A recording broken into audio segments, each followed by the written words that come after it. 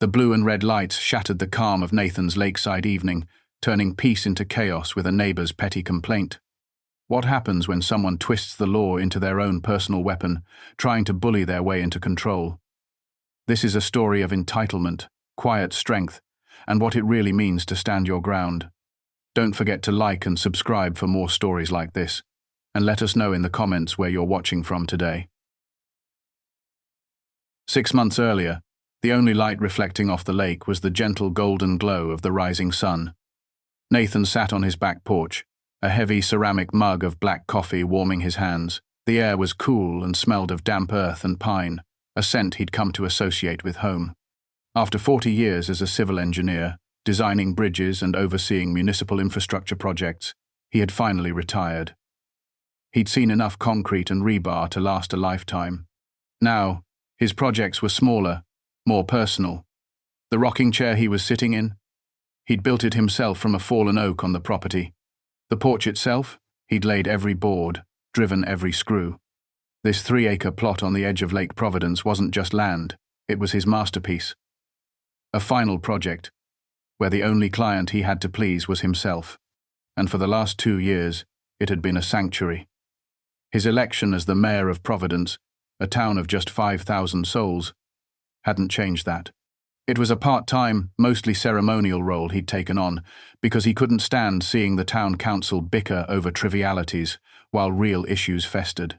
He brought his engineer's mind to the job, identify the problem, design a solution, implement it efficiently. No drama, no nonsense. It had made him popular with the old-timers and the working families who just wanted the roads paved and the taxes fair. This morning, however, his focus was on a new problem to solve. He held a freshly printed permit from the city planning office. It was his application for the construction of a small, floating dock. He'd followed the process to the letter, recusing himself from his approval, letting the zoning board and the environmental commission do their jobs without his influence. It had passed with flying colors, a simple L-shaped dock, just big enough for his small fishing boat and a couple of chairs. A place to watch the sunset, a place to teach his grandkids, when they visited, how to bait a hook. It was a humble dream, but it was his. He took a long sip of his coffee. The bitter taste, a pleasant jolt. He looked out over the water, imagining the gentle lapping of the waves against the new cedar planks. In his mind, the dock was already there, a testament to a quiet life. Well earned. He had no idea it was about to become a declaration of war. The first sign of trouble arrived not with a bang, but with the crunch of expensive tires on his gravel driveway. Nathan was down by the water's edge, using an auger to set the concrete footings for the dock's gangway anchor. He was covered in sweat and a fine layer of dust, a smudge of grease on his cheek, and he was perfectly happy. He heard the car door slam, the sound sharp and alien in the peaceful quiet. He straightened up, wiping his brow with the back of a gloved hand, and saw her. She stood near his prize-winning rose bushes, a woman who seemed meticulously assembled rather than born. Her blonde hair was coiffed into a helmet of improbable stability. Her white pantsuit was blindingly pristine, and her sunglasses were so large they hid most of her face, reflecting the world on a distorted, convex image. He knew who she was, of course. Carol Sterling. The woman had recently purchased the vacant lot next door for an astronomical sum. Rumor had it she was a wealthy widow from the city, looking to build a summer cottage. "Can I help you?" Nathan called out, his voice friendly but tired. He started walking towards her, stripping off his work gloves. She didn't move. She simply watched him approach, her posture radiating a kind of regal impatience. As he got closer, he could see the thin line of her mouth, set in a firm, unsmiling curve. "You're the owner of this property?" she asked. Her voice was clipped, precise, and carried an unmistakable air of condescension, as if she were addressing a particularly slow-witted member of her household staff. Nathan nodded, offering a hand that she completely ignored. "Nathan, and you must be Miss Sterling. Welcome to the neighborhood." He let his hand drop. Her eyes, hidden behind the dark lenses, scanned past him, fixing on the work he was doing by the lake. "I see you're building something," she stated. It wasn't a question. "Just a small dock," he said cheerfully. Finally getting around to it. Got the permit all squared away last week. He thought mentioning the permit would be a neighborly reassurance. A sign that he was doing things the right way. He was wrong. It was like he had just confirmed her deepest suspicions. The thin line of her mouth tightened further. A dock, she repeated slowly, the word tasting like something foul. And, right there. She gestured vaguely towards the lake, as if the entire body of water were an unsightly mess he was personally responsible for. That's the plan, Nathan said, his cheerful demeanor starting to feel like a shield. He decided to try again, extending an olive branch of neighborly courtesy. The wife and I are looking forward to enjoying the sunsets from out there. You'll have to come over for a drink once it's finished. He genuinely meant it. In a town like Providence, being a good neighbor wasn't just a pleasantry. It was part of the social fabric. Carol Sterling, however, was cut from a different cloth. She finally removed her sunglasses, and Nathan got his first clear look at her eyes. They were a pale, cold blue, and they were scanning his property, not with admiration, but with the critical gaze of a health inspector looking for violations. My architect will be finalizing the blueprints for my home soon, she said, completely ignoring his invitation. The entire rear of the house is designed with floor-to-ceiling glass to maximize the natural, unobstructed view of the lake. She paused, letting the words hang in the air, weighted with unspoken meaning. The implication was as subtle as a bulldozer. Your dock is in my view. Nathan felt the first prickle of irritation. He was a reasonable man, but he wasn't a doormat. Well, this is my property line right here, he said, pointing to a small, moss-covered stone marker, half hidden in the grass. The dock will be well within my riparian rights. I made sure of it. He used the technical term deliberately. A small signal that he knew what he was talking about. It seemed to have no effect. The view, she repeated, as if he hadn't spoken, is the primary asset of this location. A man-made structure of that rustic quality would fundamentally devalue the aesthetic of the entire shoreline. Rustic quality. She said it like it was a disease. Nathan looked down at his hands, calloused and capable, and then at the carefully planned work site. He was using high-quality cedar, marine-grade hardware, and a design that was both functional and classic. It was the opposite of a cheap, slapped-together eyesore. It was craftsmanship. I can assure you, Miss Sterling, he said, his voice a little cooler now. It's being built to code and will be a fine-looking addition. The city planning board certainly thought so. He saw a flicker of something in her eyes, annoyance, perhaps, that he wasn't immediately capitulating. The city planning board? She scoffed, a small, unpleasant smirk touching her lips. I'm sure they're very competent. But some things transcend mere regulations. We're talking about a shared natural resource. A matter of taste. A matter of taste. Nathan's patience, a notoriously deep well, was beginning to show the bottom. Shared natural resource. This was his private property, bought and paid for, with a lifetime of hard work. He had as much right to build a dock as she had to build her glass palace. The very idea that her taste should dictate what he did on his land was absurd.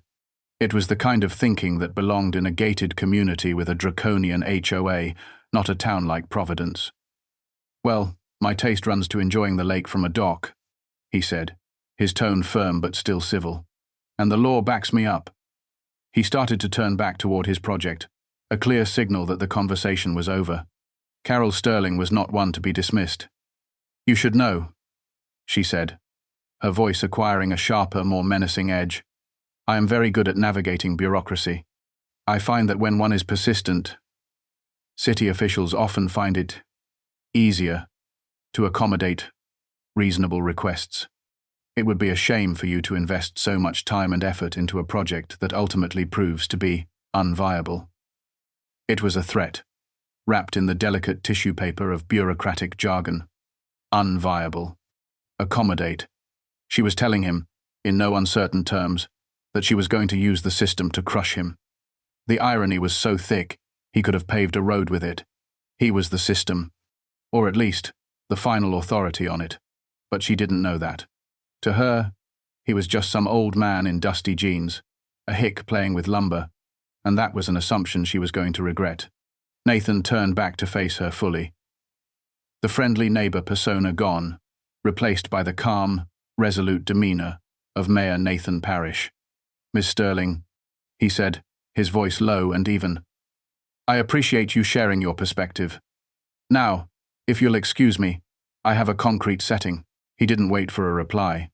He walked back to the shore, picked up his shovel, and plunged it into the bag of concrete mix, the gritty sound of his work filling the sudden, tense silence.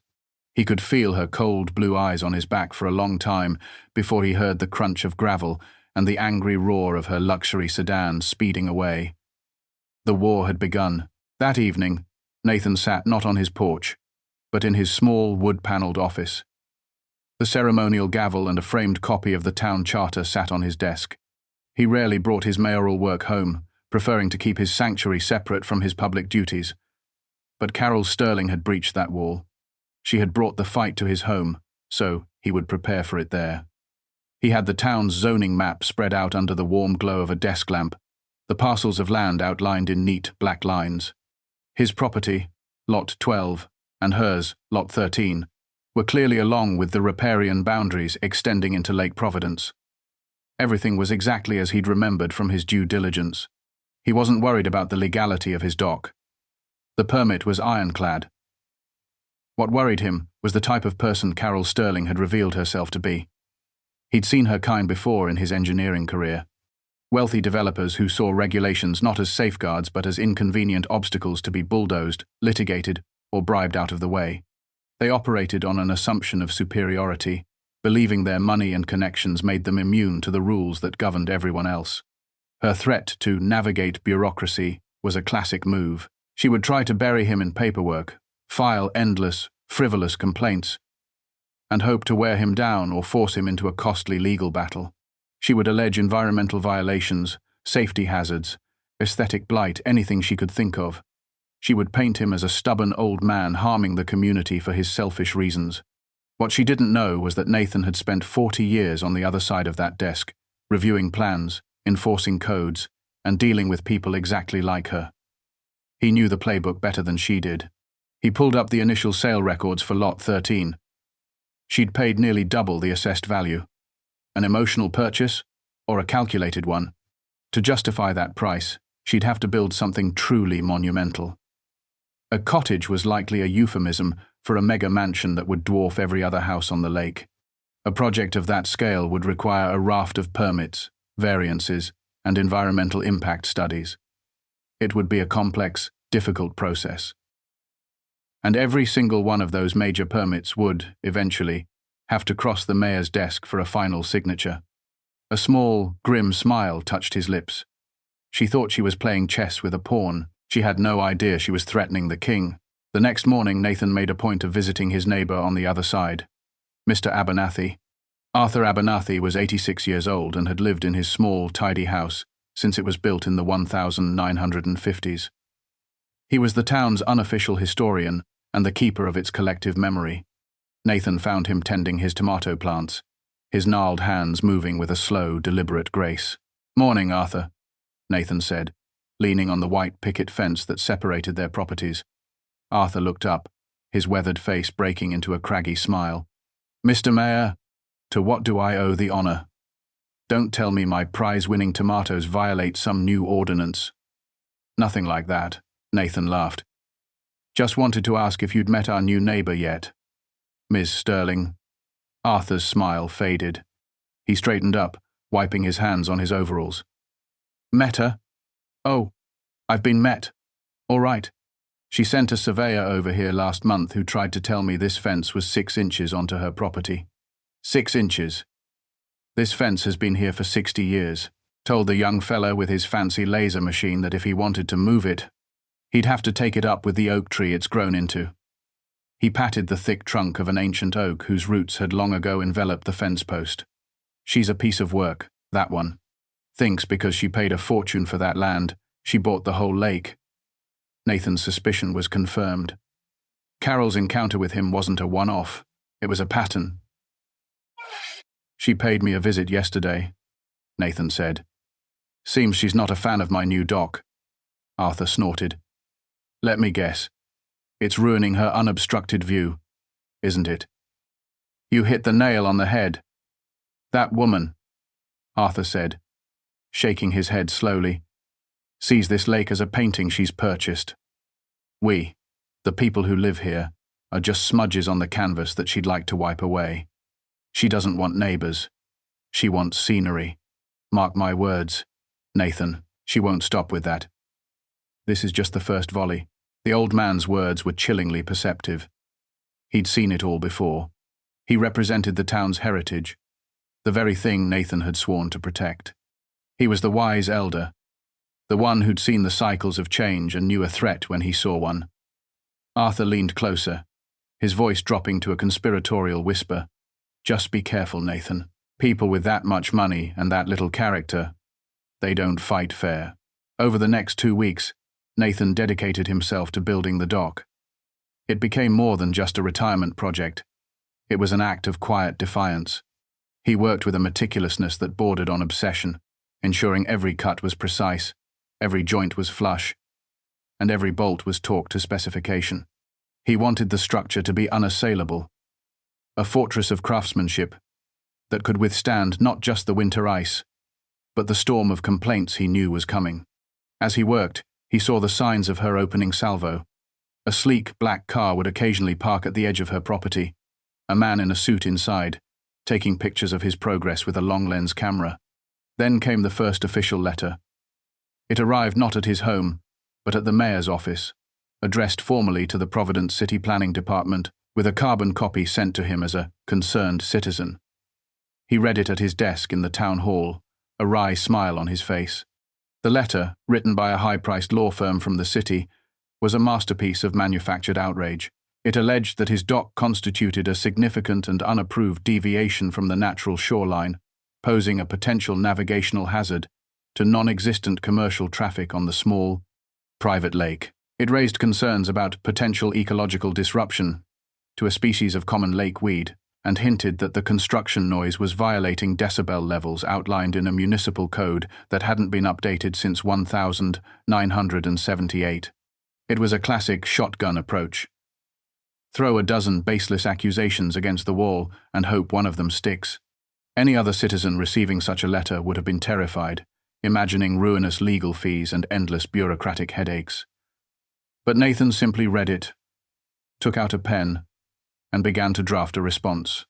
He addressed each point with the calm, factual precision of an engineer. He cited the specific state and local codes his project adhered to. He attached a copy of the Environmental Commission's approval, which noted the dock's construction would have a negligible impact. He pointed out that the 1978 noise ordinance applied to industrial zoning, not residential. He did this not as Nathan Parrish, the homeowner, but as the mayor's office responding to a citizen inquiry, directing his staff to log the complaint and the official response. He was building a file. He was creating a paper trail of her frivolous harassment, using the very bureaucracy she sought to weaponize against her. The dock was finally finished. It was a thing of beauty, the warm cedar planks smelling of sunshine and sawdust. The L-shape created a perfect little nook for 2 Adirondack chairs, and his small aluminum fishing boat, the Minnow, was tied securely to a cleat. The first evening, he and his wife Sarah took 2 glasses of iced tea down to the water's edge. They sat in the chairs, their feet dangling just above the water, and watched the sun dip below the tree line, painting the sky in strokes of orange and purple. It's perfect, Nate, Sarah said, leaning her head on his shoulder. Perfect. Worth all the hard work. And the paperwork, he added with a chuckle. They sat in comfortable silence. The only sounds, the gentle lapping of water, and the distant call of a loon. This was it. This was the peace he had worked for his whole life. This little slice of heaven was his to enjoy. The peace lasted for exactly 17 minutes. A blindingly bright spotlight suddenly cut through the twilight, pinning them in its harsh, white glare. It was coming from Carol Sterling's property. She was standing there, next to a portable, high-intensity construction light she must have set up, her arms crossed, a phone to her ear. Nathan and Sarah squinted, raising their hands to shield their eyes. The message was clear. I can't get rid of your dog, so I will make it impossible for you to enjoy it. What on earth is she doing? Sarah asked, her voice tight with disbelief. She's escalating, Nathan said grimly. The light was an obvious, deliberate act of harassment. It was petty, it was childish, and it was designed to provoke a reaction. He knew she was likely on the phone with the police, probably claiming he was shouting obscenities at her, that she was in fear for her safety, and had turned on the light to protect herself. He refused to give her the satisfaction. He stood up, took Sarah's hand and said, Come on, honey. The view is just as good from the porch. They walked back up to the house, leaving the empty chairs illuminated on the dock, a silent testament to her pathetic attempt to claim the night. As they sat on the porch, the spotlight remained on, a single, ugly scar on the beautiful face of the lake. Nathan's resolve hardened into something cold and sharp. This was no longer about a dock. This was about defending his home, his peace, and the very character of the town he represented. The next day, a formal notice of violation was taped to Nathan's front door. It was from the Providence Homeowners Association. This was a new vector of attack. Nathan wasn't even aware they were part of an HOA. His property, and Mr. Abernathy's, predated the formation of the Lake Providence Estates HOA, a voluntary association created by developers in the 90s for the newer houses on the far side of the lake. He had never joined. The notice, signed by HOA President Carol Sterling, cited a violation of Bylaw 7.4. 2. All waterfront structures must be white or an approved shade of beige to maintain neighborhood aesthetic harmony. His dock was natural cedar. It was, of course, complete nonsense. He was not a member and not subject to their rules. But he knew Carol's strategy. She was trying to create another official-looking paper trail, one she could wave in front of a judge or a town council meeting to show a pattern of non-compliance. She was counting on the fact that most people, when confronted with a document full of legalese and threats of fines, would get scared and comply. Nathan, however, read bylaws for fun. He drove to the town hall, went to the county registrar's office, and pulled the original charter for the Lake Providence Estates, HOA. He also pulled the deed for his property, dating back to 1948. He spent an hour highlighting the relevant sections, making certified copies, and drafting a letter. His response, sent via registered mail to the HOA's post office box, was polite, professional, and devastating. He informed Ms. Sterling that his property was explicitly excluded from the HOA's jurisdiction as per its founding charter. He included a copy of his deed and the HOA map, clearly showing his parcel outside the boundary. He then went a step further.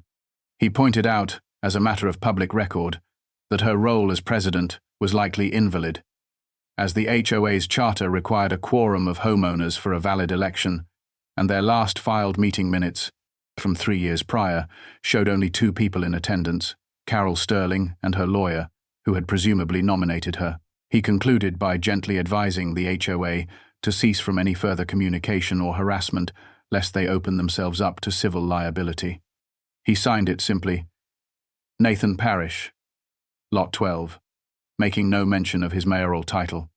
He was fighting this battle as a citizen, and he was winning. Carol's response to being so thoroughly and factually dismantled was not, as a rational person might expect, to retreat. Instead, she doubled down on her campaign of petty harassment. The spotlight became a nightly ritual. Then came the noise. Every morning, precisely at 7:00 a.m., the earliest time allowed by the local noise ordinance, a thunderous cacophony would erupt from her property. She had hired a landscaping crew, not to landscape, but to run leaf blowers, chainsaws, and a wood chipper for hours on end. They weren't clearing brush. They were just making noise, feeding the same pile of branches into the chipper over and over again. It was a transparent and juvenile attempt to shatter the peace of his retirement. One morning, as Nathan was trying to enjoy his coffee over the din of a 2-stroke engine, he saw Mr. Abernathy waving him over to the fence. The old man looked haggard. "She's been at it for a week now, Nathan," he yelled over the noise. Starts at 7 on the dot. I can't even hear my television. I know, Arthur. I'm sorry you're getting caught in the middle of this. Don't you be sorry. You're not the one acting like a spoiled brat with a chainsaw. Arthur grumbled. But you're the mayor. Isn't there something you can do? This isn't right. Nathan felt a pang of frustration. This was the crux of his dilemma. If he used his mayoral power directly, she would scream to high heaven that he was abusing his office to settle a personal dispute. It would undermine his authority and everything he stood for. He had to fight this as a private citizen, using the same rules available to everyone. He had to win fair and square, not by decree. The noise is within the legal hours. Arthur, Nathan explained, his voice strained. And the decibel level, from this distance, probably falls just under the limit. She's read the rules. She's being malicious, but she's being technically compliant. So we just have to live with this racket. For now, Nathan said, a hard glint in his eye. But she's building a case against herself. Every act of harassment is a piece of evidence. She thinks she's being clever, but she's just showing her true colors to the whole neighborhood. People are noticing. Just be patient. Her grand plan is coming. And that's when she'll make a real mistake. He knew, with an engineer's certainty, that her ultimate goal was the mansion, and a project of that magnitude couldn't hide in the grey areas of a noise ordinance. It would be subject to hard, unforgiving rules. The day Nathan had been waiting for finally arrived. A courier delivered a thick, tube-sealed set of documents to the town planning department. The formal application for the construction of a new single-family residence on Lot 13, filed on behalf of Ms. Carol Sterling. As mayor, Nathan had a right to review all such applications, but he knew he had to proceed with extreme caution. He couldn't be the primary reviewer. That would be a clear conflict of interest. He handed the documents to Brenda, the town's highly competent and notoriously meticulous planning chief. Brenda, this is the application for the lot next to mine. I need you to go over this with a fine-toothed comb. Follow every procedure by the book. No more, no less. I'm recusing myself from the initial review process entirely. I'll only see it when and if it comes before the full council for a final vote. Brenda, a no-nonsense woman who had worked for the town for 30 years, nodded. Understood, Mr. Mayor. I've heard the, noise complaints from that direction. I'll be thorough. Nathan trusted Brenda implicitly, but he also knew the kind of pressure and legal maneuvering Carol's team would bring to bear. That evening, he made a phone call. James, it's Nathan. I need to buy you a beer. And I need to pick your brain. James Franklin was an old friend of Nathan's from his engineering days. While Nathan had built a career designing things, James had gone to law school and specialized in municipal and environmental law. He was now the official town attorney for Providence, a part-time contract he fulfilled with sharp-witted efficiency. They met at a quiet booth at the Lamplighter, the town's only real pub. Over a couple of draft beers, Nathan laid out the entire situation, from the first conversation with Carol to the blueprints now sitting on Brenda's desk. She's trying to bully you into submission so you don't look too closely at her plans, James said after listening intently. It's a classic slap-suit tactic, but without the lawsuit. Harass and intimidate to discourage scrutiny. Exactly, Nathan said. But now the plans are in. I can't touch the review, but I need to know what to look for when it comes to me. I need to be prepared. Let me guess, James said, a sly grin spreading across his face. You suspect that a person who engages in this level of petty harassment might not be entirely scrupulous when it comes to things like zoning setbacks, environmental impact statements, and wetland delineations. Nathan took a long sip of his beer. You know me too well, my friend. Let's just say I have a feeling her dream home might be a nightmare for the town's codebook. James, the professional ally, proved to be an invaluable resource. He couldn't look at the plans himself yet, as that would also be a conflict. But he could arm Nathan with knowledge. The key, James explained, swirling the foam in his glass, will be the wetlands. Your side of the lake is pretty straightforward. Solid ground, gentle slope. But her lot, Lot 13, backs onto the old Abernathy Marsh. The deeds from the 70s show a significant portion of that land designated as protected wetlands. That designation comes with a massive non-disturbance buffer. We're talking 100 feet, maybe more. This was the kind of institutional knowledge that developers from out of town often missed or deliberately ignored. They saw a flat piece of land on a map, not the delicate ecosystem it was. She wants to build a monster of a house, James. Floor-to-ceiling glass, you know the type. To get the view she wants, she'd have to build right up to the edge of that buffer, maybe even into it. And that's where she'll get caught, James said, his eyes lighting up with legal strategy. She'll have commissioned a survey, a wetland delineation report, a hired gun. These firms are notorious for drawing the lines where their clients want them to be, not where nature put them. They'll use outdated maps, test the soil in the dry season, anything to shrink that protected area on paper. So the town's review will catch it, Nathan stated. Brenda's good.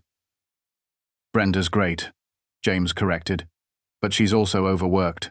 Carol's lawyers will bury her in 1,000 pages of technical data, 99% of which is boilerplate. They're hoping Brenda will miss the 10 pages of fraudulent data buried in Appendix C. It's our job, your job, as mayor, in the final review, to know exactly where to look. He slid a coaster across the table. I'll pull the original state-level environmental surveys for that area from the archives, the ones done in the 80s, before anyone was trying to build there. We'll get a baseline, a true map. When her proposal comes to the council, you'll have the truth in your hand, and you won't be acting as her neighbor. You'll be acting as the mayor, protecting the town's natural resources from a predatory developer. It's a completely different and legally defensible position. Nathan felt a surge of confidence. This was his territory. Data, maps, regulations. He was no longer just a target of harassment. He was a guardian preparing his defense.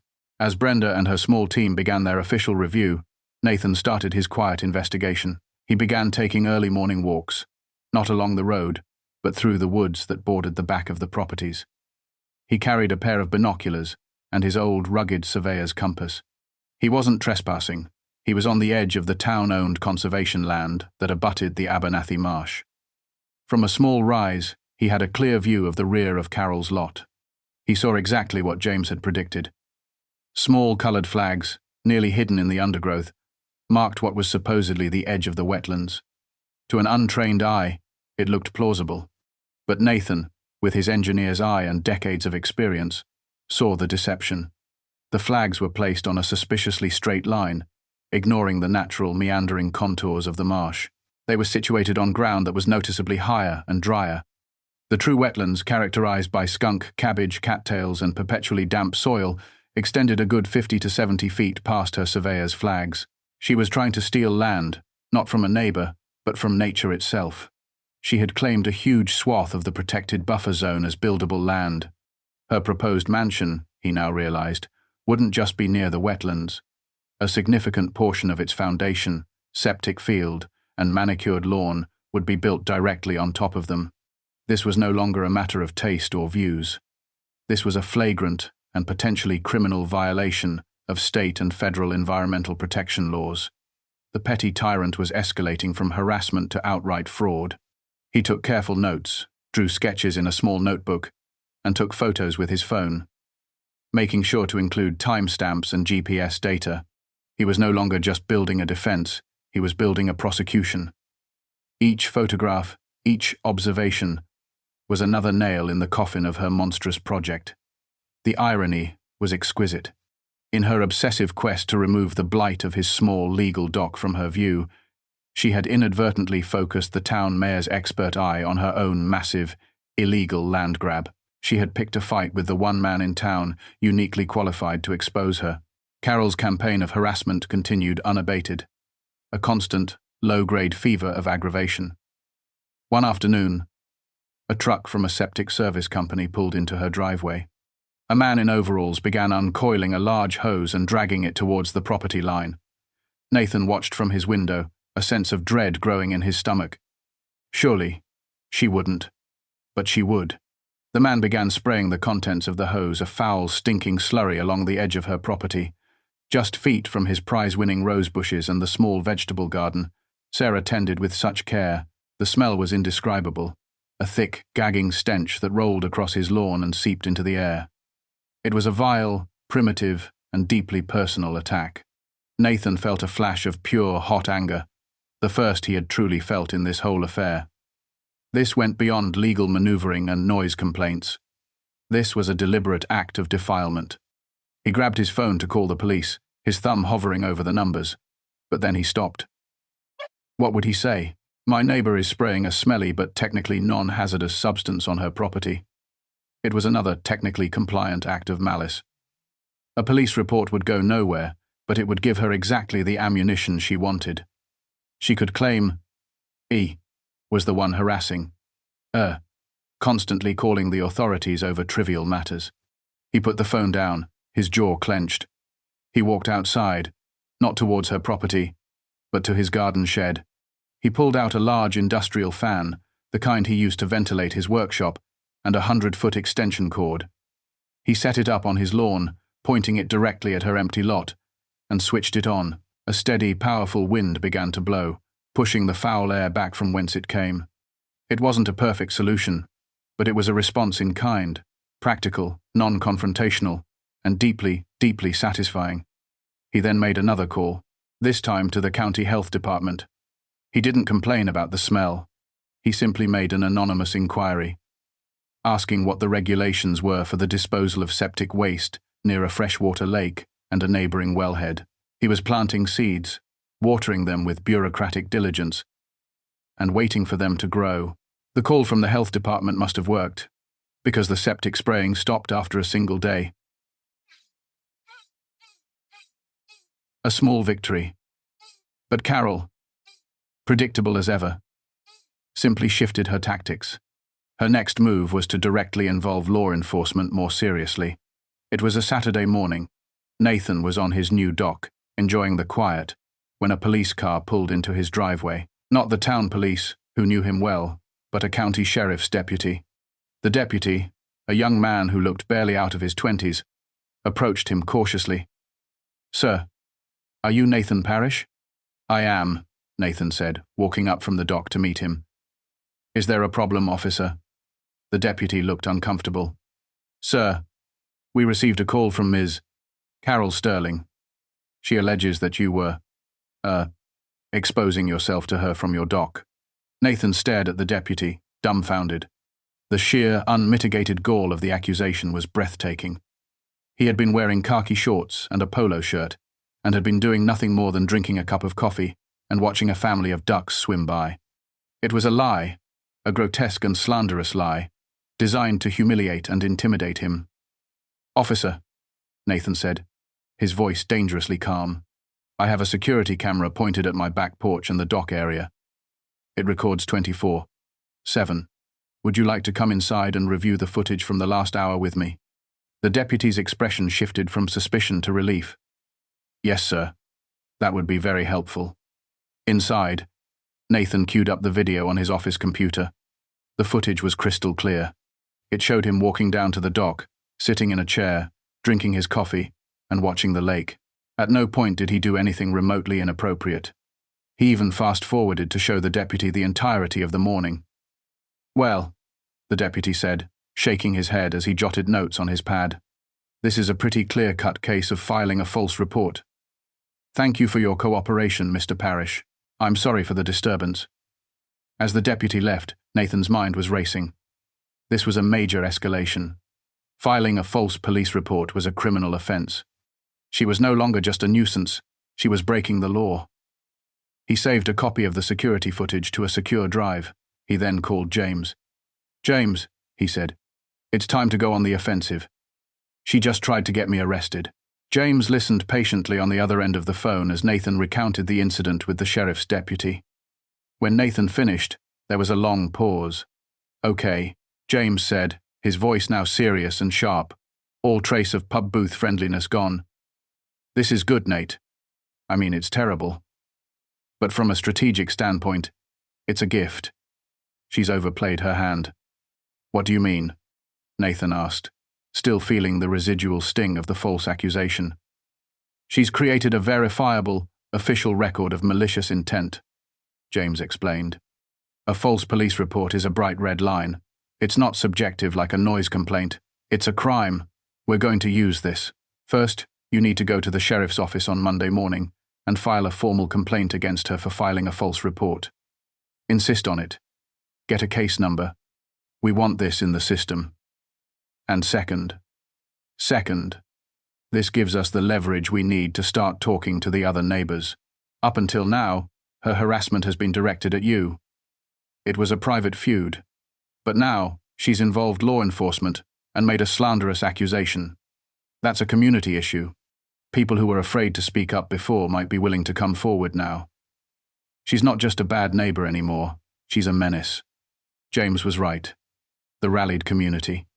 It was time to see who else Carol had terrorized. Nathan thought of Mr. Abernathy and his fence. Had there been others? He spent the rest of the weekend not in anger, but in methodical preparation. He wrote out a detailed timeline of every interaction, every letter, every incident of harassment, complete with dates, times, and photographic evidence where possible. He catalogued the spotlight, the noise, the septic smell. And now, the false police report. He was no longer just defending his doc. He was building a comprehensive case study of her behavior. When he was finished, he had a 3-inch thick binder. It was a monument to her pettiness, a detailed blueprint of her self-destruction. On Monday morning, he would take the first step in using it against her. The chess game had entered its middle phase, and he was about to move his queen. Monday morning, binder in hand. Nathan walked into the county sheriff's department.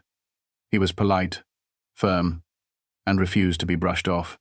He presented his evidence, the security footage on a thumb drive, and a concise, written statement, and formally requested to press charges against Carol Sterling for filing a false report. The desk sergeant, a grizzled veteran, looked at the evidence, and then at Nathan, a glimmer of respect in his eyes. He created a file and gave Nathan a case number. One piece was now in place. His next stop was a surprise visit to Mr. Abernathy. He found the old man, as usual, in his garden. Nathan explained the incident over the weekend. Arthur wasn't surprised. "Sounds like her," he said, grimly. "Desperate people do desperate things. What's your next move, Mayor? I was hoping you might know of anyone else in the neighborhood who's had issues with Ms. Sterling." Arthur stroked his chin thoughtfully. "Well, there's the Millers, down at the end of the lane. She sent them a nasty letter from her lawyer about their dog barking. A little beagle couldn't scare a squirrel. And the Pattersons. She tried to file a complaint with the town because their treehouse was infringing on her privacy. The treehouse has been there for 10 years.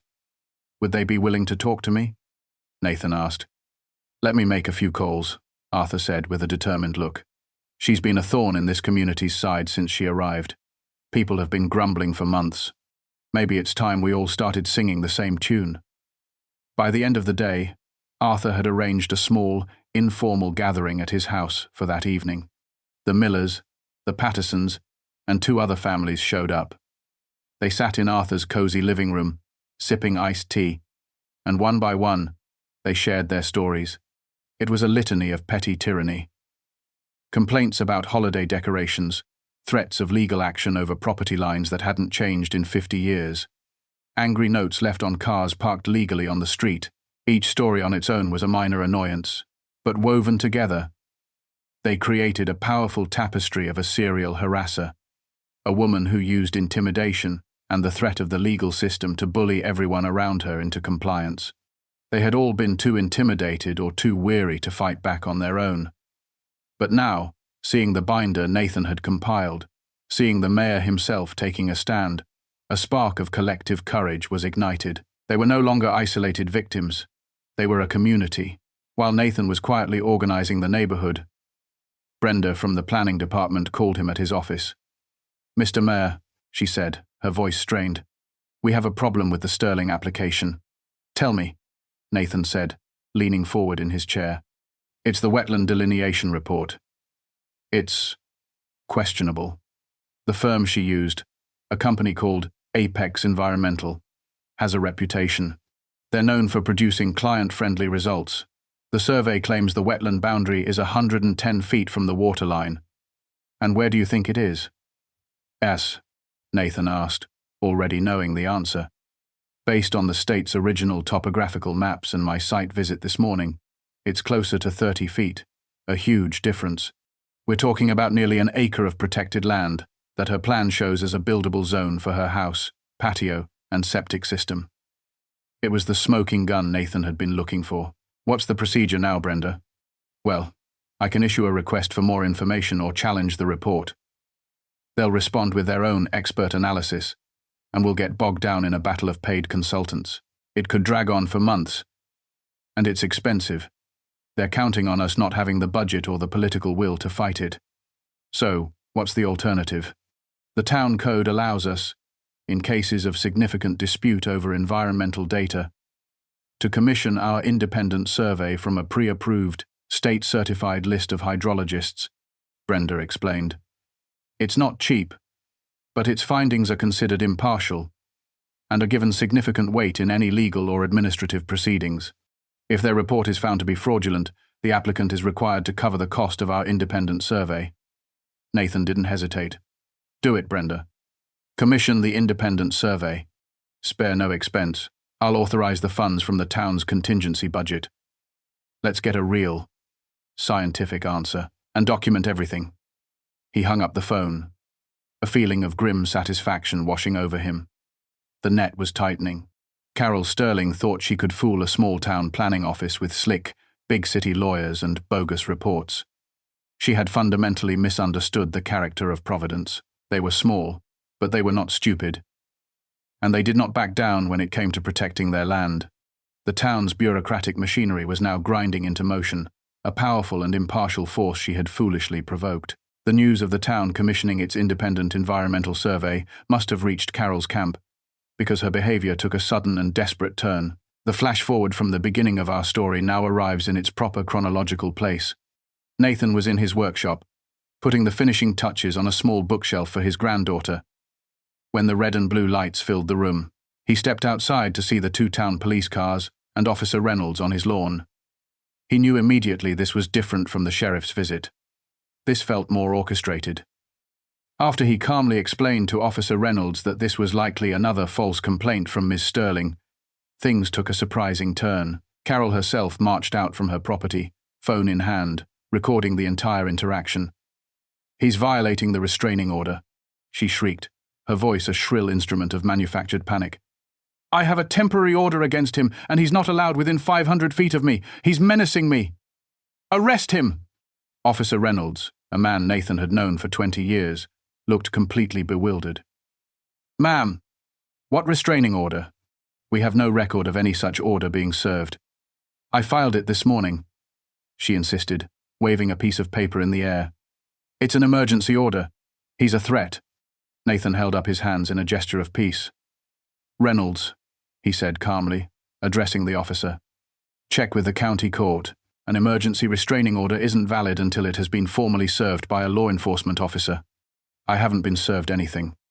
While one of the younger officers made the call, Reynolds tried to de-escalate. "Ma'am, you need to calm down." "I will not calm down," Carol yelled. "This man is a corrupt local official abusing his power. You all work for him. You're probably in on it together." The other officer returned, his phone still to his ear. He shook his head at Reynolds. No order had been served. The judge had denied the emergency request, scheduling a hearing for the following week due to a lack of credible evidence of any threat. The piece of paper she was waving was just her application, not a court order. She had lied. She had called the police and lied to their faces, on camera, while being recorded by her phone. Officer Reynolds' patience finally snapped. "Ma'am," he said, his voice now cold and official, "you have knowingly filed a false report for the second time and are now attempting to interfere with an officer. You need to return to your property now, or you will be placed under arrest for obstruction." Carol's face went white with fury and disbelief. Her master plan had just spectacularly backfired. She sputtered for a moment, then turned and stormed back to her lot, defeated. The police apologized again to Nathan, who simply nodded. The binder in his office was about to get a very thick new chapter. The failed restraining order stunt was a turning point. Carol Sterling had lost the thread. Her actions were no longer strategic, however malicious. They were becoming frantic and sloppy. She had shown her entire hand to the very people she was trying to intimidate. The following week, the results of the town's independent wetland survey came back. The report was a bombshell. It was delivered to Brenda, who immediately brought it to Nathan and James, the town attorney. They spread the detailed maps and soil-boring data across the conference table in the mayor's office. The independent hydrologist had confirmed Nathan's initial suspicions, but the reality was even worse than he'd imagined. The survey from Carol's Apex environmental firm wasn't just slightly inaccurate, it was a work of fiction. The report concluded that the Apex survey had used fraudulent data, cherry-picked soil samples, and deliberately misidentified plant species to move the wetland boundary by an average of 95 feet. It stated, in no uncertain terms, that the proposed location for Carol's mansion was catastrophically unsuitable, and that construction would cause irreparable harm to a critical watershed habitat. Furthermore, the report identified a small, seasonal stream running through the property that Apex had completely omitted from their survey. This stream was a protected tributary, and building anywhere near it was strictly forbidden. James, the lawyer, let out a low whistle. "This is it, Nathan. This is fraud. Not just a zoning violation, but provable, documented fraud, submitted in an official application. This kills her project. Dead and buried." Nathan looked at the maps. He saw the beautiful, fragile marshland that this woman was willing to destroy for the sake of her view. His righteous anger solidified into a cold, hard resolve. Denying her permit was no longer enough. She had declared war on his town's environment, on its laws, on its very character. He wasn't just going to stop her. He was going to make sure no one could ever try something like this again. "James," he said, looking up from the map, his eyes fixed on the protected green area. "I have an idea.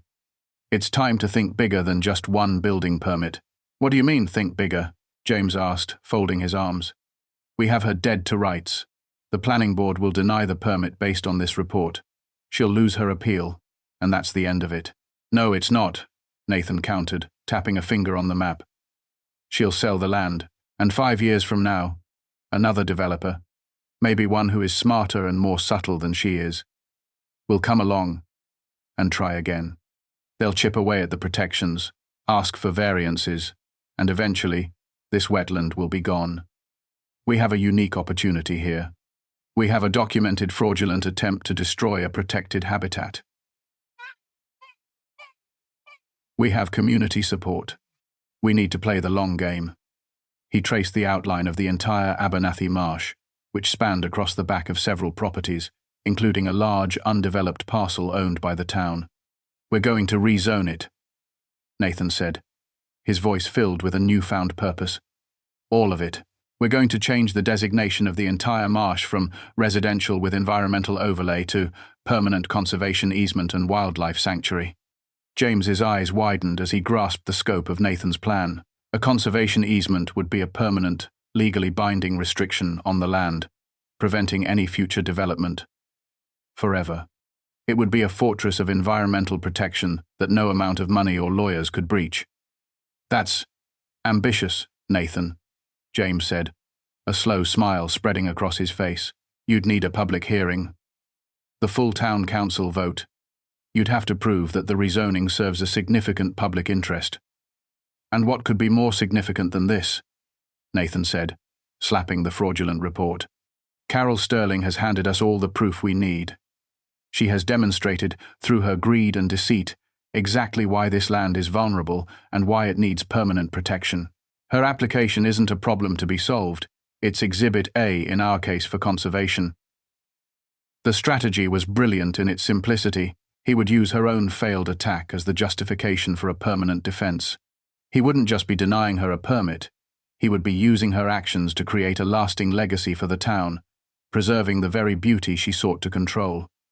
It was the ultimate, karmic, checkmate. The first step was to bring the plan to the town council. Providence had a 5-member council, including Nathan as mayor. They were good people. A retired schoolteacher, a local hardware store owner, a young farmer, and a nurse. They were practical, grounded, and deeply committed to the town's well-being. Nathan called a special executive session. He and James laid out the entire story, starting with the dock and ending with the two competing environmental reports. He presented his binder of evidence, detailing Carol's campaign of harassment, not to paint himself as a victim, but to establish her character and motive. Then, he unveiled the independent survey results and his proposal for the conservation easement. He wasn't the aggrieved neighbor, Nathan Parrish. He was Mayor Parrish, presenting a clear and present threat to the town's natural resources and a bold, permanent solution. The council members were silent at first, absorbing the information. The hardware store owner, a gruff but fair man named Frank, spoke first. "I've had a run-in with that woman myself," he said, nodding.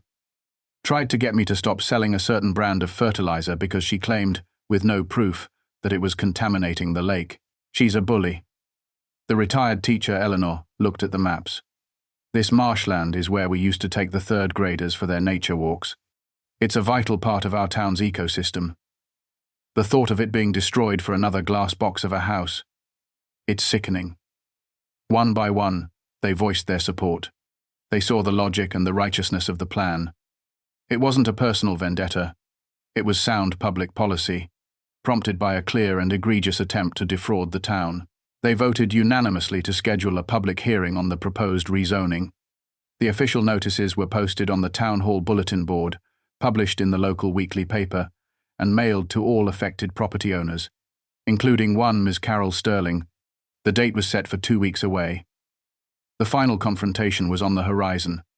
Carol would have her day in a public forum, but she would be walking into a perfectly laid trap, and the entire town would be there to watch her spring it.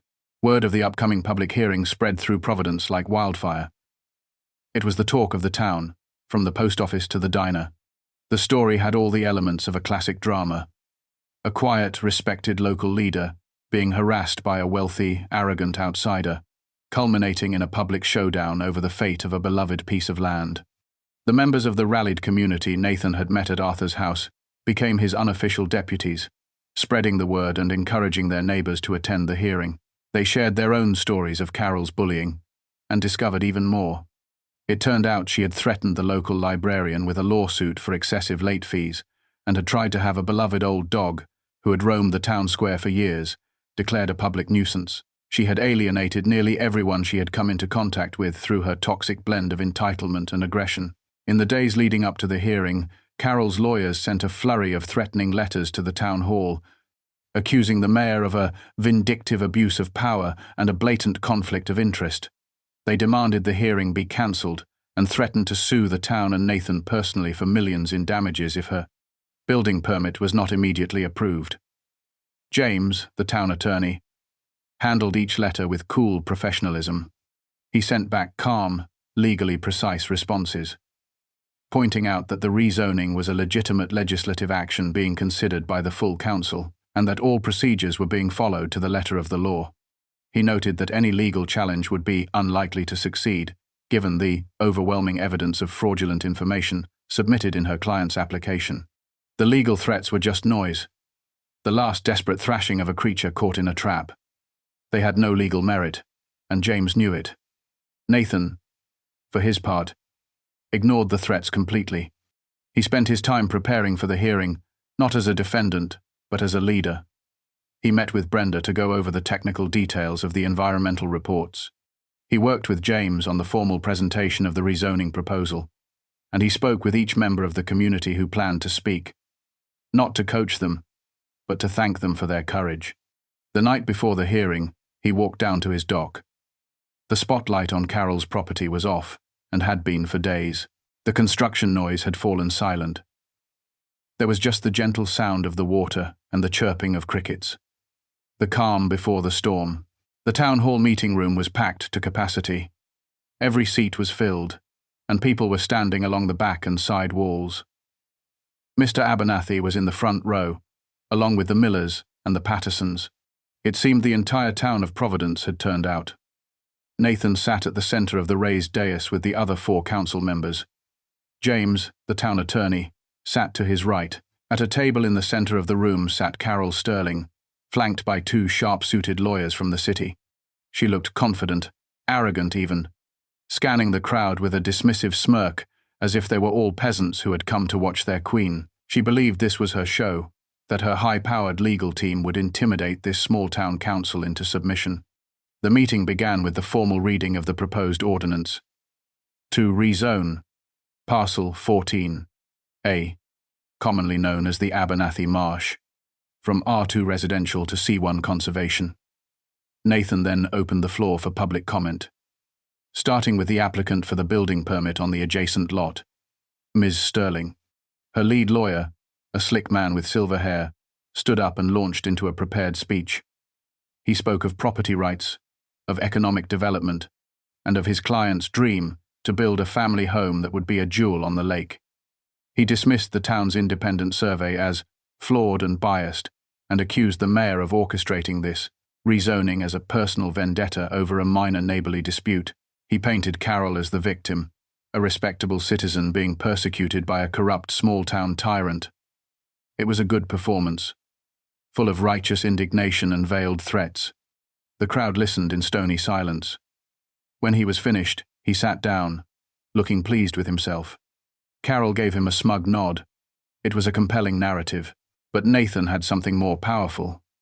The truth. "Thank you, counsel, for your presentation," Nathan said calmly when the lawyer had finished. "The council will now present its justification for the proposed rezoning." This was the moment. Nathan didn't speak for himself at first. He nodded to Brenda, the planning chief, who walked to a projector screen. With quiet, professional competence, Brenda presented the findings of the two environmental reports side by side. The contrast was stark and damning. She showed the falsified maps from Carol's firm next to the scientifically rigorous maps from the independent surveyor. She explained, in simple, clear language, how the proposed construction would destroy a vital habitat, increase flood risk for downstream properties, and potentially contaminate the lake's water supply.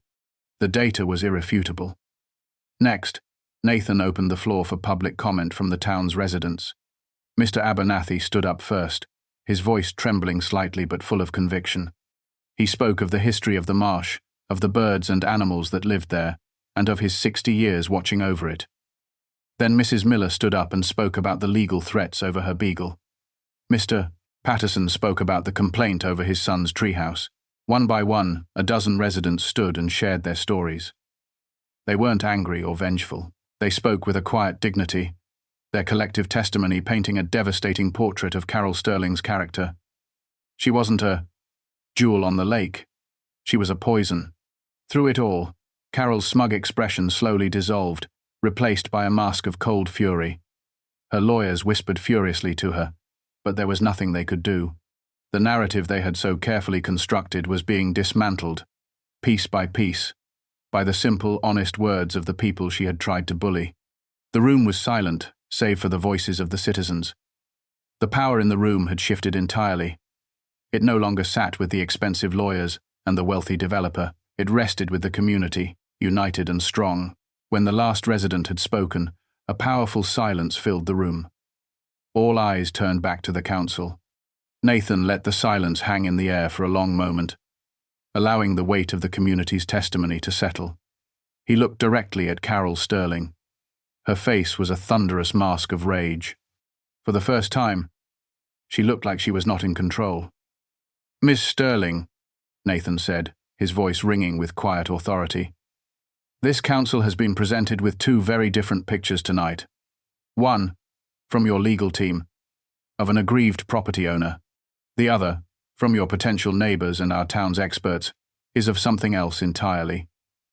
It's a picture of a pattern of harassment, intimidation, and most seriously, the submission of what appears to be a fraudulent document to this government body in an attempt to circumvent environmental laws for personal gain." He paused, letting the words sink in.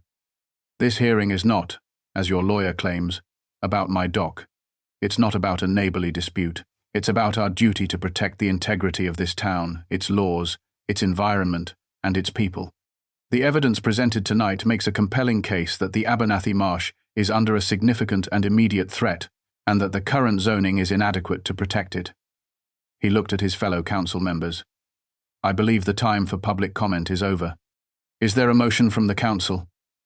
Frank, the hardware store owner, leaned into his microphone. Mr.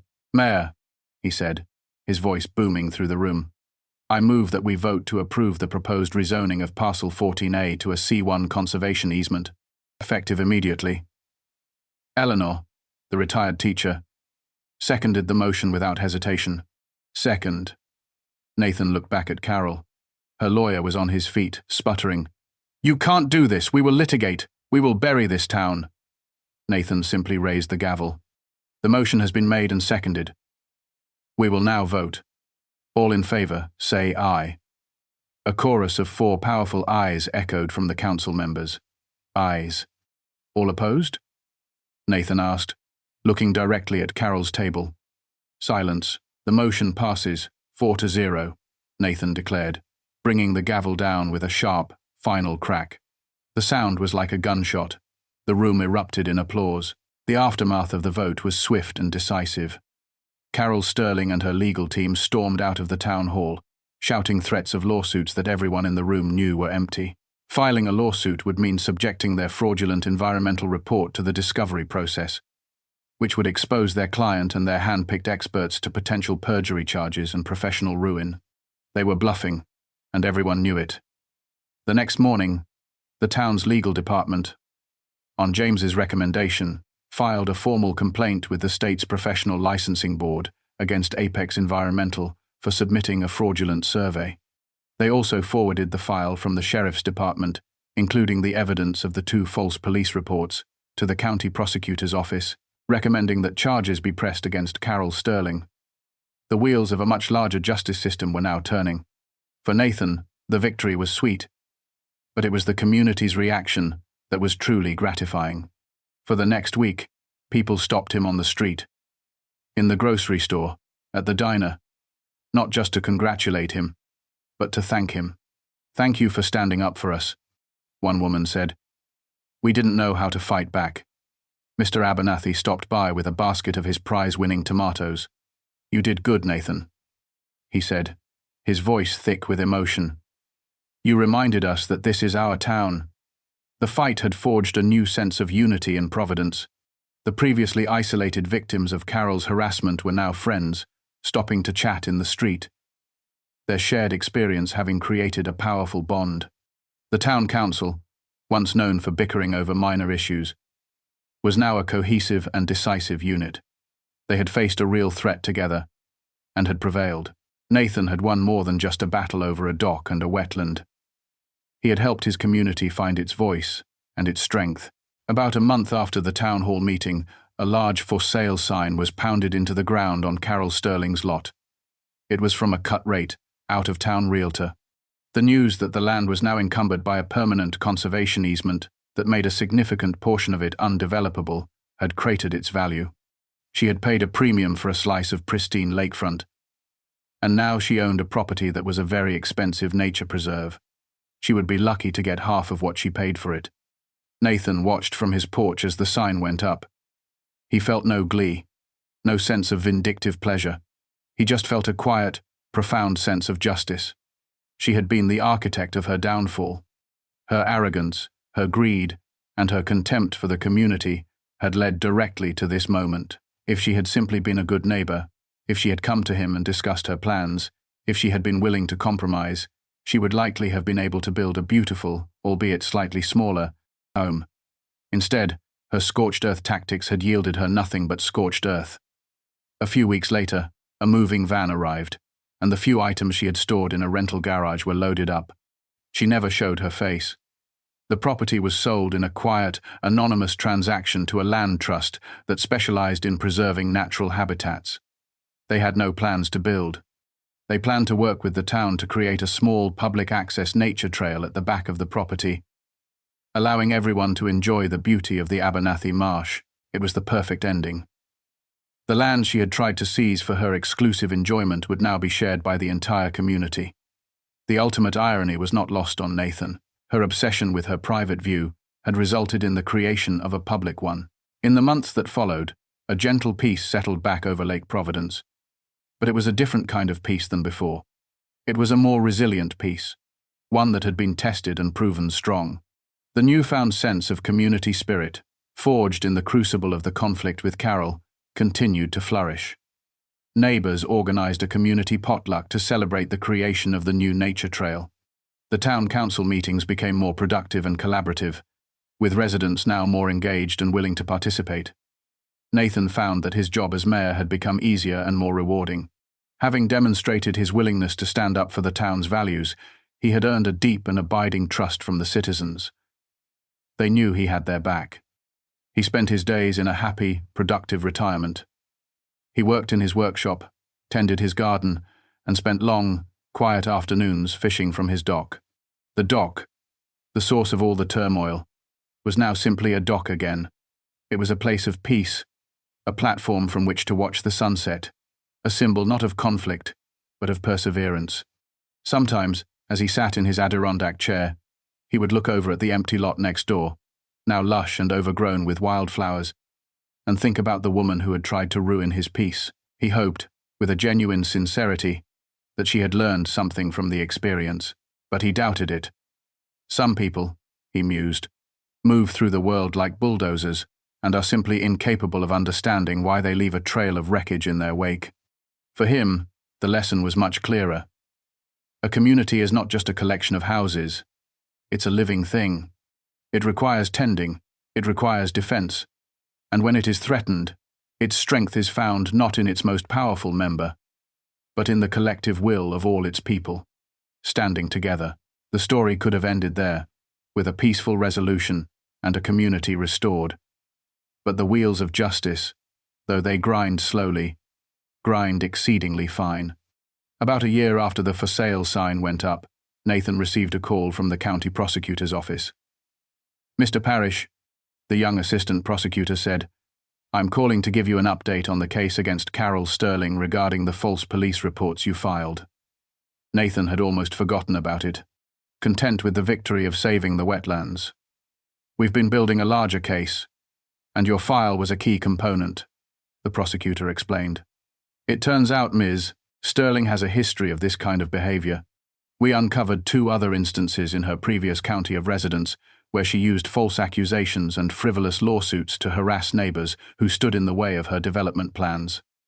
This was new information. She wasn't just a petty tyrant. She was a serial offender, a predator who moved from town to town, using the legal system as a weapon.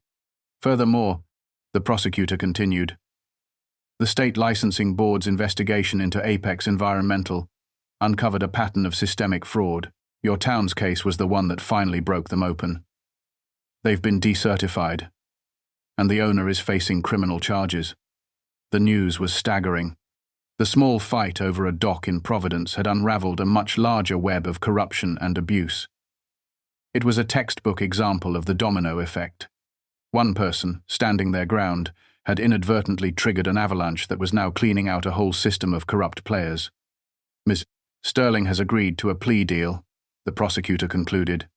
"To avoid jail time on multiple counts of perjury and filing false reports, she's pleading guilty, paying a substantial fine, and surrendering her real estate developer's license permanently. She's also required to pay restitution to your town for the cost of the independent survey.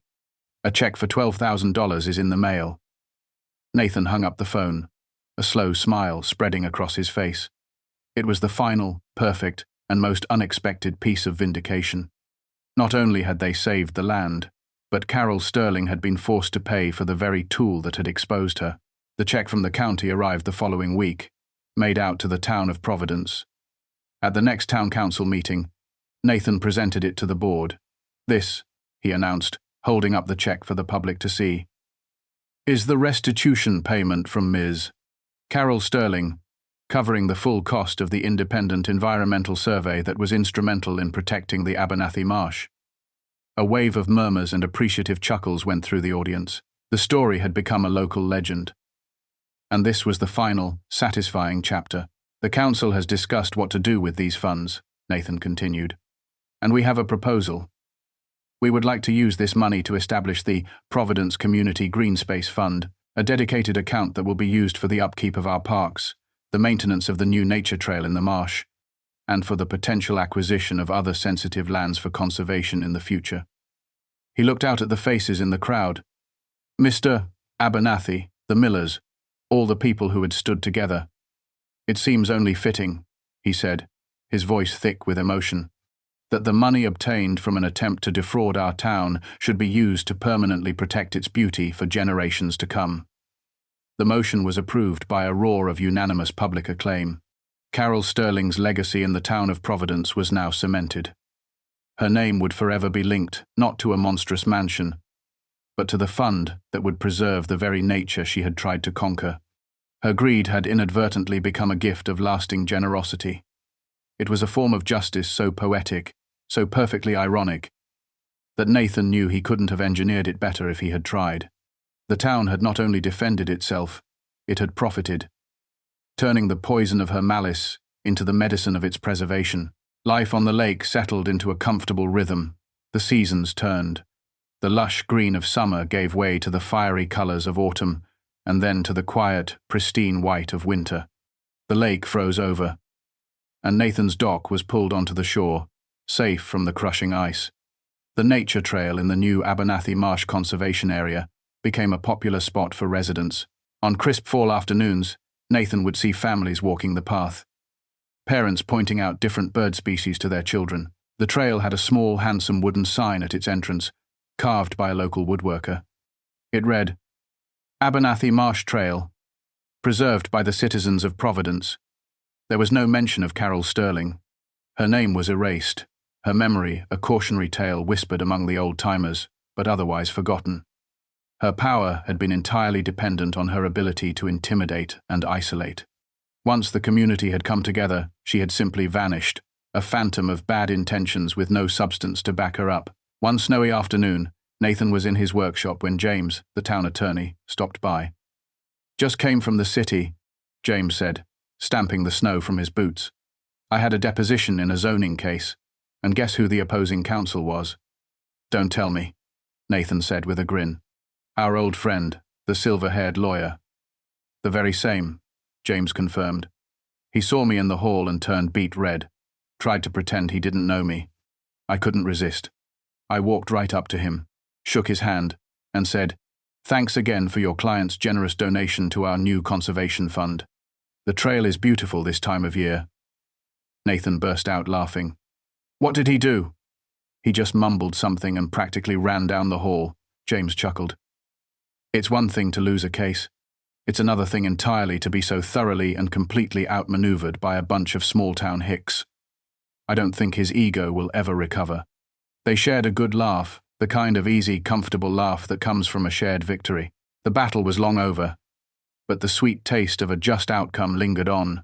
Spring arrived, and with it, the thaw.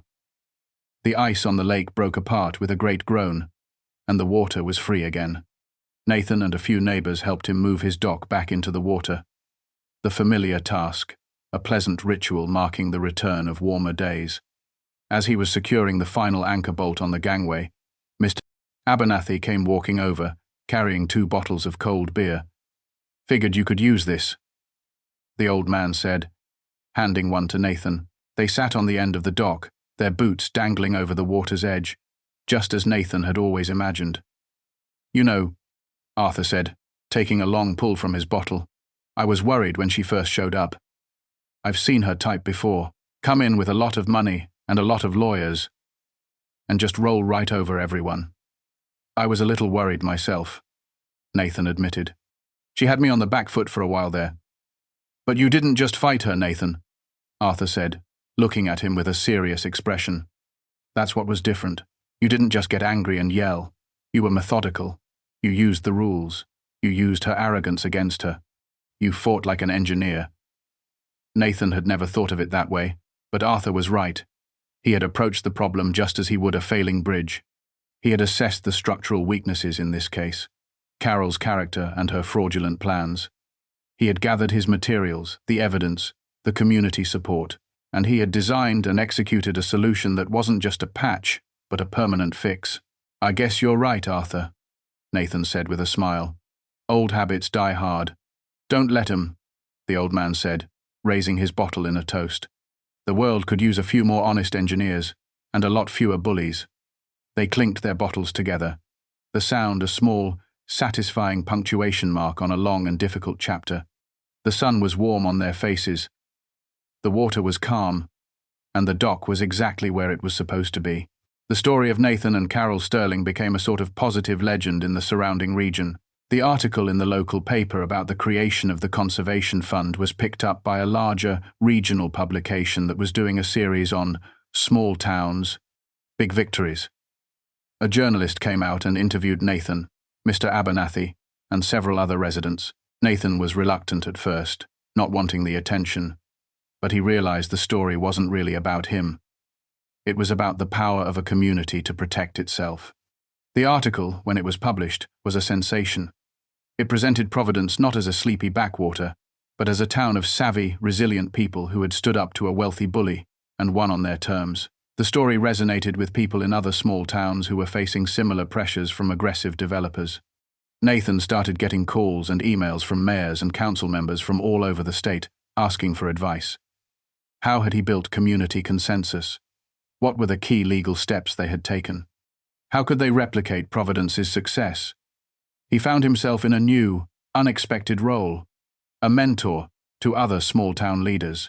He put together a small information packet with James's help, outlining the steps they had taken, the importance of meticulous documentation, the power of independent expert analysis, and the strategy of using an attacker's aggression to justify broad, permanent protections. He was sharing his blueprint. The fight for his dock had inadvertently created a replicable model for grassroots community defense. It was another unforeseen, positive consequence of a conflict he had never wanted. His battle had become a public service, offering a roadmap of hope to others who felt powerless against the tide of money and influence. One of the most tangible results of the town's newfound fame was an increase in a specific kind of tourism. People who had read the article started making day trips to Providence, not to see a historical monument or a famous landmark, but to walk the Abernathy Marsh Trail. They wanted to see the wetland that a community had fought to save.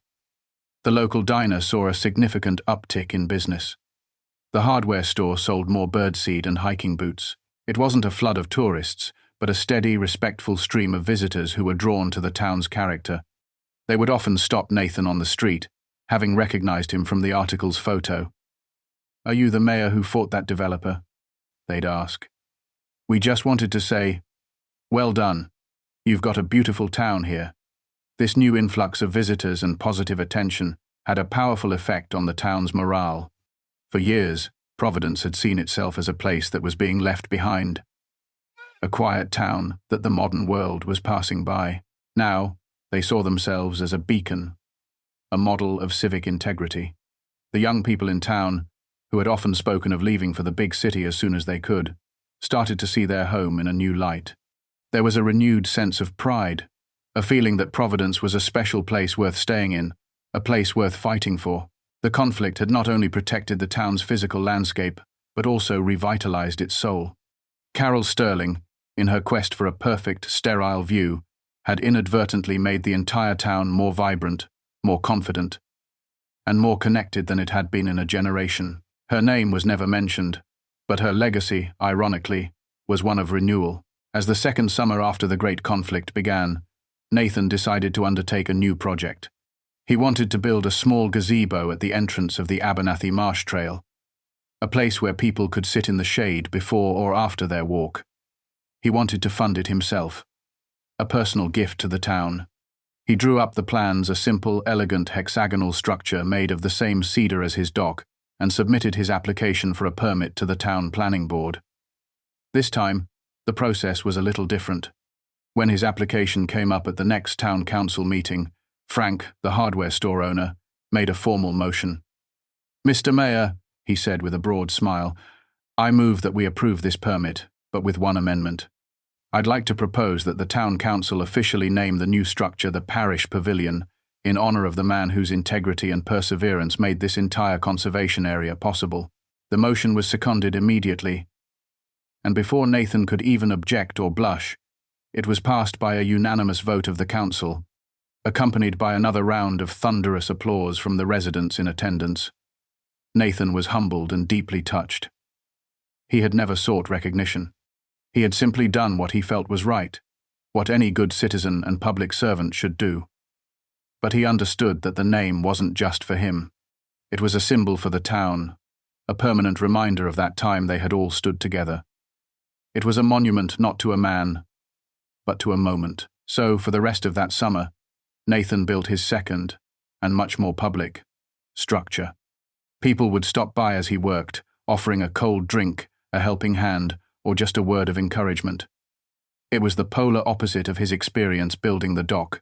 That project had been an act of solitary defiance. This one was an act of communal celebration. The dedication of the parish pavilion was a town-wide event.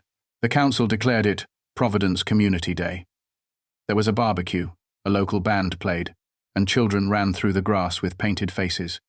The whole town turned out to celebrate. Nathan was asked to say a few words. He stood on the steps of the gazebo he had built with his own hands, looked out at the sea of friendly, familiar faces, and felt a profound sense of gratitude. "Thank you all," he began, his voice steady and clear. "But I have to be honest. This pavilion, this trail, this beautiful protected marsh, it's not the work of one person. It's the work of all of you. It's the work of a community that decided its values were not for sale." He spoke about Mr. Abernathy's quiet wisdom, about the courage of the neighbors who spoke up, about Brenda's professional diligence, and about the council's unwavering support. He made it clear that the victory belonged to everyone. A town, he concluded, is only as strong as the willingness of its people to stand up for it. And what I saw 2 years ago was a town of giants. Thank you for letting me be a part of it. As the applause washed over him, he felt Sarah squeeze his hand. He looked at her, and she had tears in her eyes. "I'm so proud of you, Nate," she whispered. He had started this journey just wanting to build a small dock for the two of them. It had led him down a path he never could have anticipated, full of conflict and stress. But standing here now, surrounded by his friends, his neighbors, his town, he knew, with a certainty that settled deep in his bones, that it had all been worth it. He had not only protected his small slice of heaven, he had helped his entire community rediscover its own. The rhythms of Nathan's life became deeply intertwined with the seasons of the lake and the town. The dock, the pavilion, and the marsh trail were now fixed points in his daily existence. He started a small informal Wednesday walkers group with Mr. Abernathy and a few other retirees. Every week they would walk the trail, observing the subtle changes in the marsh, the return of migratory birds in the spring, the blooming of rare wildflowers in the summer. It was during one of these walks that Mr. Abernathy made a keen observation. "You know, Nathan," the old man said, pointing with his walking stick towards a patch of vibrant green reeds, "I've seen more herons this year than in the last 20 combined, and the frog population. The sound at night is almost deafening." The conservation of the marsh wasn't just an abstract legal victory. It was having real, tangible, ecological effects. The ecosystem, freed from the threat of development and pollution, was thriving. The water in the lake seemed clearer, the fishing was better, and the whole area felt more alive. It was a powerful reminder of nature's resilience.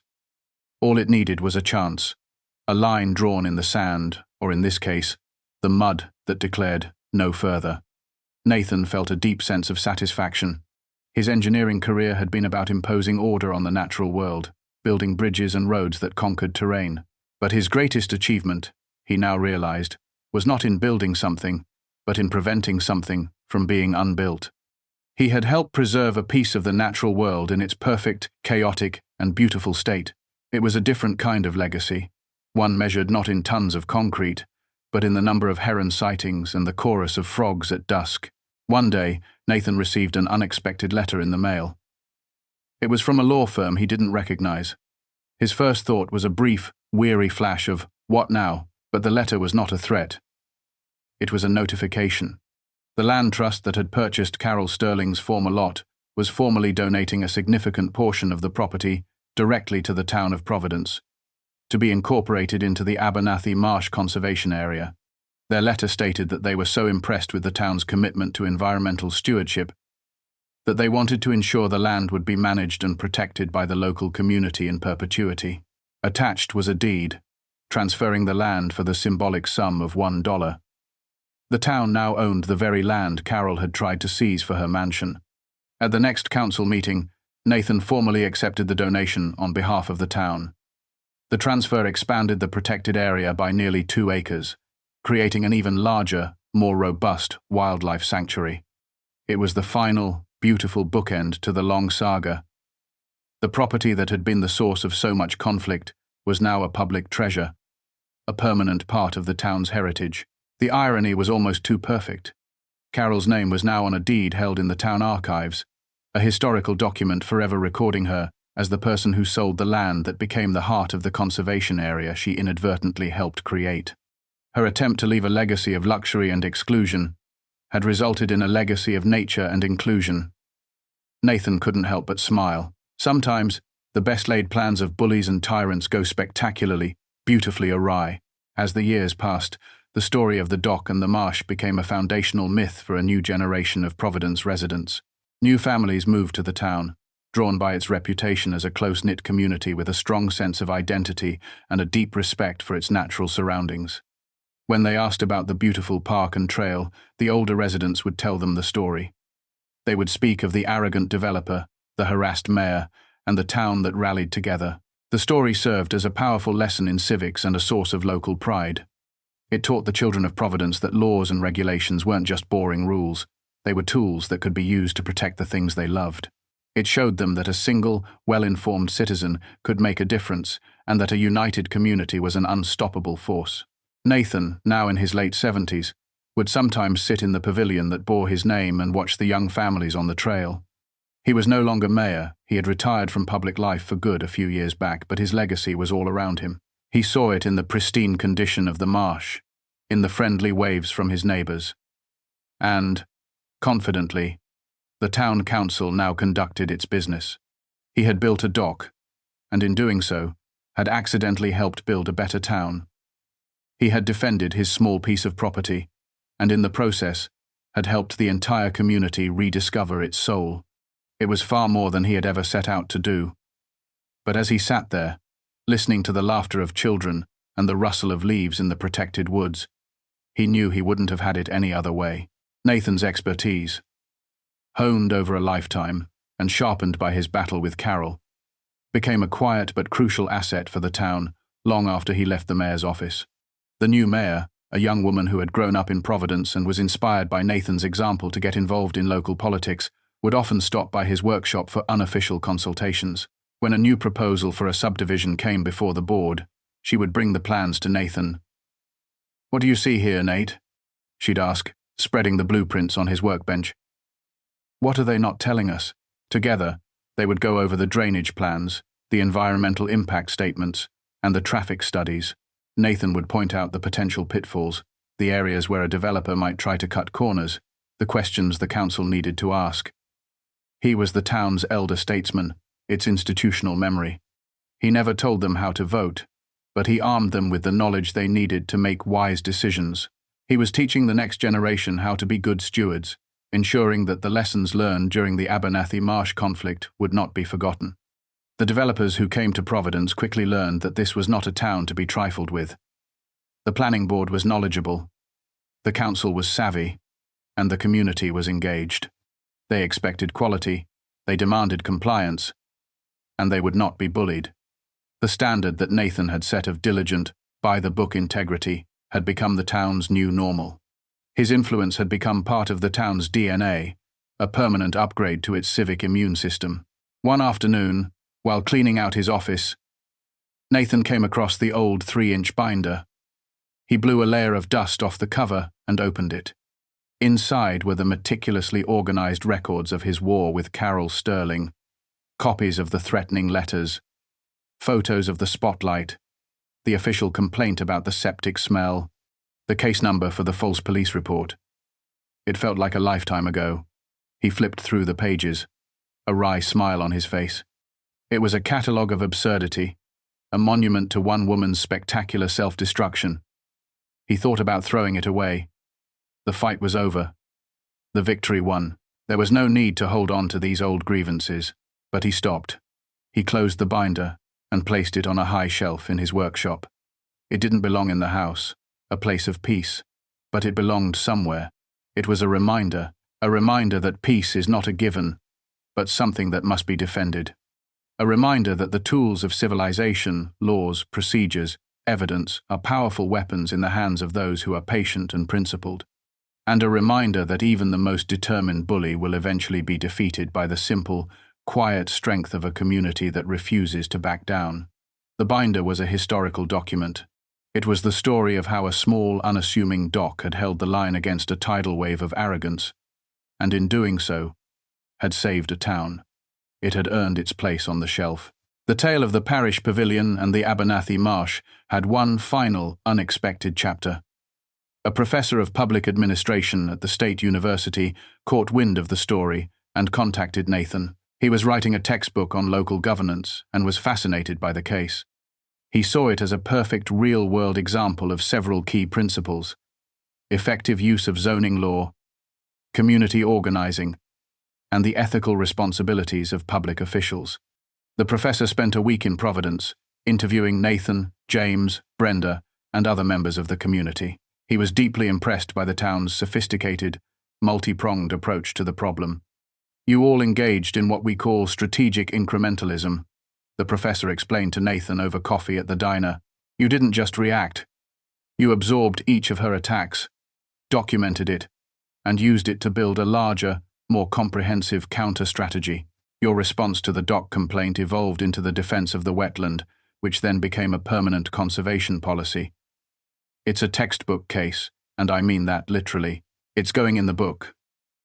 A year later, Nathan received a copy of the newly published textbook. There in Chapter 11, under the heading, "The Providence Principle, Turning a Nuisance Complaint into a Community Asset," was the story of his fight. His name, Carroll's, changed for privacy. The town, the dock, the marsh, it was all there, analyzed and presented as a model for good governance. Nathan felt a strange sense of detachment reading it, as if it were a story about someone else.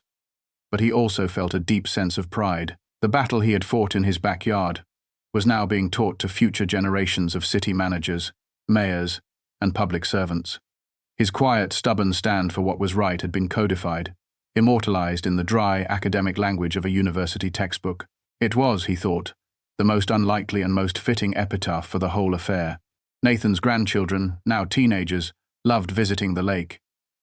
They had grown up with the story of the Battle of the Dock, and they saw their grandfather as a local hero. One sunny afternoon, his eldest granddaughter, a bright, articulate high school student, was sitting with him on the dock, working on a school project. "Grandpa," she said, looking up from her laptop, "we're studying local government in my civics class. We have to do a presentation on an example of effective community action. Can I do my project on you? On all of this?" Nathan looked at her earnest, intelligent face, and saw the future of Providence. He saw the values he had fought for being passed down, not as a dry story in a textbook, but as a living part of her family's heritage. "I'd be honored," he said, his voice a little thick. For the next hour, he didn't just tell her the story. He explained the principles behind it. He showed her the old zoning maps. He explained what a riparian right was. He talked about the difference between a variance and a rezoning. He wasn't just recounting a memory. He was passing on the torch. He was giving her the tools she would need to be a guardian of her community one day. As she furiously typed notes, asking sharp, insightful questions, Nathan realized this was the most important legacy of all. It wasn't the pavilion, the trail, or even the protected marsh. It was the knowledge, the understanding that the world is run by rules, and that knowing those rules is the first step to making the world a better, fairer place. He had taught his granddaughter that a blueprint can be a weapon for justice, and that was a lesson that would last a lifetime. On his 80th birthday, the town threw a surprise party for Nathan at the parish pavilion. The whole town, it seemed, was there. The new mayor gave a speech, calling Nathan Providence's North Star, a constant guide for the town's moral and civic compass. "Mr. Abernathy," now well into his 90s and leaning on a cane but as sharp as ever, told a hilarious, slightly embellished version of the time Nathan faced down Carol's lawyers at the town hall meeting. James, his old friend, presented him with a beautifully framed aerial photograph of Lake Providence. In the photo, the Abernathy Marsh was a swath of vibrant green, the nature trail a thin, winding ribbon through the trees. The pavilion was a small, neat hexagon at its edge, and jutting out into the calm blue water, small but clear, was the dock that started it all. Looking at the photograph, Nathan saw the entire story laid out before him. It was a map of cause and effect, of action and reaction. He saw a story of how one person's attempt to dominate and control had led to the creation of something beautiful and shared. He saw how a stand for a small private right had resulted in the protection of a great public good. He felt a wave of contentment so profound it was almost overwhelming. His life had been good. He had built things that would last, bridges of steel and concrete, and here, in his small town, a legacy of integrity, community, and respect for the quiet, beautiful places of the world. The party wound down as the sun began to set, casting a golden light over the lake. Nathan found himself alone for a moment, leaning against the railing of the pavilion. He watched as the last of the families packed up their picnic baskets, their laughter carrying on the evening air. He felt a hand on his shoulder and turned to see his wife Sarah, smiling at him. "It was a good party," she said. "It was," he agreed. "It's a good town." They stood in comfortable silence for a while, watching the light change on the water. "Do you ever think about her?" Sarah asked quietly. "Carol?" Nathan considered the question. Her name felt like a relic from another era. "Not really," he said honestly. "Sometimes I wonder what became of her. But mostly, I just feel a little sorry for her." "Sorry for her?" Sarah sounded surprised. "After everything she put you through?" "Yes," Nathan said, his gaze fixed on the tranquil beauty of the marsh. "Because she looked at all of this." He swept his hand out to encompass the lake, the trees, the community, and all she saw was a view, something to own. She never understood that the real value of a place like this isn't in what you can take from it, but in what you can give to it. She missed the whole point, and that's just sad. In the end, that was the ultimate truth of the matter. Carol Sterling had lost more than just a battle over a permit. She had lost the opportunity to be part of something wonderful. She had chosen to be a tyrant in a world of neighbors, and in doing so, had sentenced herself to a life of lonely, empty victories and bitter, permanent defeats. Nathan, on the other hand, had a world of riches, none of which could be bought or sold. Later that evening, long after the party guests had gone home, Nathan walked down to his dock one last time. The moon was high and full, casting a silver path across the surface of the water. The air was still and quiet, filled with the gentle, rhythmic chorus of the frogs from the Abernathy Marsh.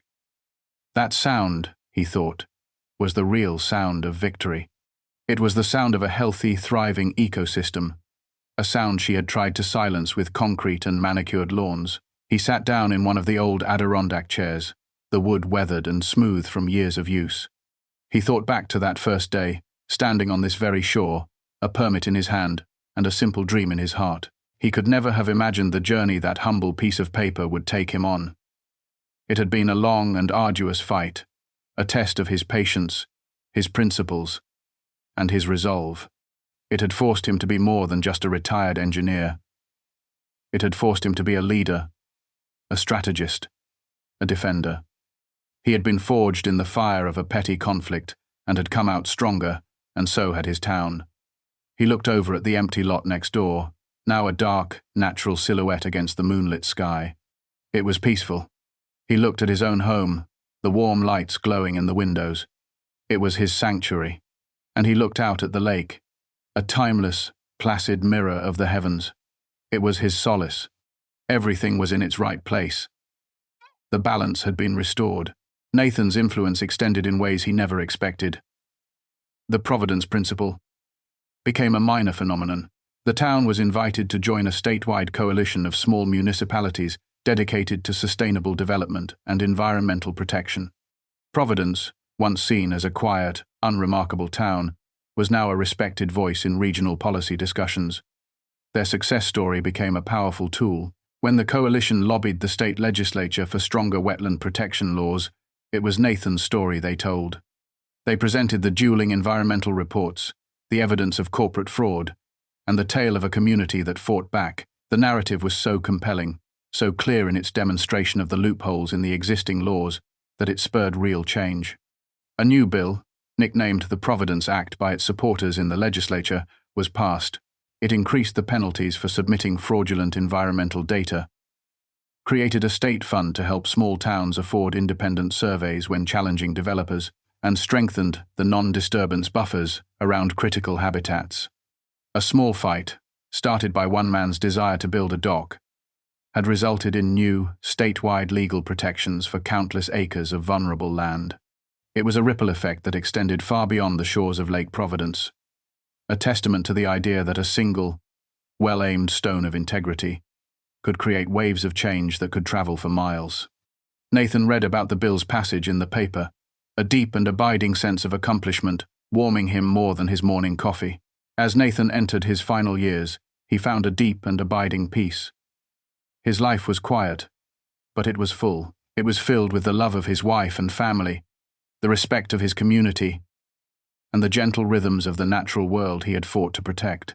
His days were measured by the simple pleasures: the first cup of coffee on the porch, the satisfaction of a well-tended garden, the tug of a fish on the line, the sound of his grandchildren's laughter.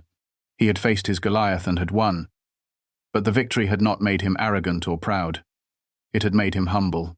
It had taught him that true strength was not about power or dominance, but about perseverance, integrity, and the quiet courage to stand up for what is right, even when it seems small and insignificant. His dock was more than just a structure of wood and bolts. It was a monument to that principle. It was a testament to a life well lived, a fight well fought, and a peace well earned. It stood as a silent, sturdy sentinel on the shore, a symbol of the enduring power of one man's resolve and the community that stood behind him. And every evening, as the sun went down, it cast a long, straight shadow on the water, a shadow of integrity that stretched across the lake, touching the shores of the protected marshland on the other side, connecting them both in a story of defiance, justice, and ultimate triumph. The legacy of Nathan Parrish became woven into the very fabric of Providence. Long after he was gone, the story was still told. The Parish Pavilion remained a central gathering place, the Abernathy Marsh Trail a beloved local treasure. The town continued to thrive, its reputation for civic integrity attracting residents who valued community and environmental stewardship. The Providence Principle remained a staple in public administration textbooks, a small-town lesson for a big world. The dock itself outlived its builder, maintained and cared for by his children and grandchildren, a physical link to a pivotal moment in the town's history. It stood, year after year, as a simple, powerful reminder, a reminder that sometimes the biggest battles are fought over the smallest pieces of ground, a reminder that the most formidable structures are not built of steel or stone, but of community, courage, and a stubborn refusal to be bullied, and a reminder that one person, standing on their piece of land, armed with the truth and the law, can face down a tyrant, protect a wilderness, and inspire a generation, leaving behind a legacy not of what they built for themselves, but of what they preserved for everyone.